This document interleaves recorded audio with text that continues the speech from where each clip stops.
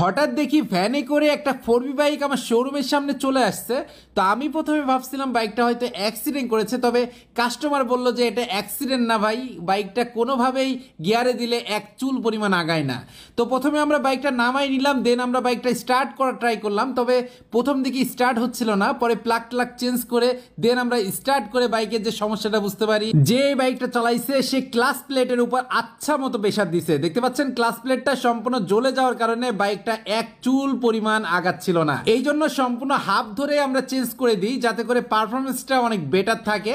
বাইকটা আমাদের সম্পূর্ণ মাস্টার সার্ভিসিং করতে হবে, এই জন্য যেখানে যে সমস্যাগুলো আছে প্রত্যেকটা আইডেন্টিফাই করে এবং বল বিয়ারিং যেখানে যা আছে সব জায়গায় গ্রিসিং এর মাধ্যমে বাইকটা মাস্টার সার্ভিসিংটা আমরা ডান করে ফেলি। বাইকের ট্যাপিটের অ্যাডজাস্টমেন্টও ভুল ছিল, এই জন্য ফিলার গেজ দিয়ে পারফেক্ট মেজারমেন্টে ট্যাপিটটা অ্যাডজাস্ট করে দিই। এদিকে আমাদের সার্ভিসিং এর প্রত্যেকটা কাজ পারফেক্ট হয়ে গিয়েছে। এখন আমরা একটু লাইটিং সেটআপ করব এই গাড়িটার হেডের মধ্যখানে।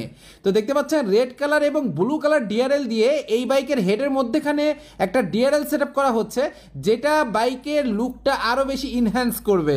বাইকের নিচে উপরে কিছু লাইটিং সেটআপ করতে বলেছিল, এই জন্য রেড এবং ব্লু লাইট দিয়ে আমরা বাইকের লাইটিং সেটআপটা কমপ্লিট করেছি। এবং বাইকে একটা ফগ লাইটও সেটআপ করে দিব, কারণ ব্ল্যাক পলি দিয়ে হেডটা ব্ল্যাক করা হয়েছে।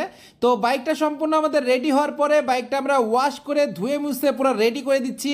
এখন বাইকটার ফাইনাল লুকটা চলে এসেছে। তো আপনারা যারা আপনার বাইকটা মডিফিকেশন অথবা সার্ভিসিং করতে চান, তো ডাইরেক্টলি চলে আসবেন আরাফাত মোটো গ্যাজেট কুষ্টিয়াতে। আর অবশ্যই আসার আগে একবার সিরিয়ালটা আমাদের কাছ থেকে নিয়ে নেবেন। সবাই ভালো থাকবেন, সুস্থ থাকবেন, নামাজের কথা মনে রাখবেন। আসসালামু আলাইকুম।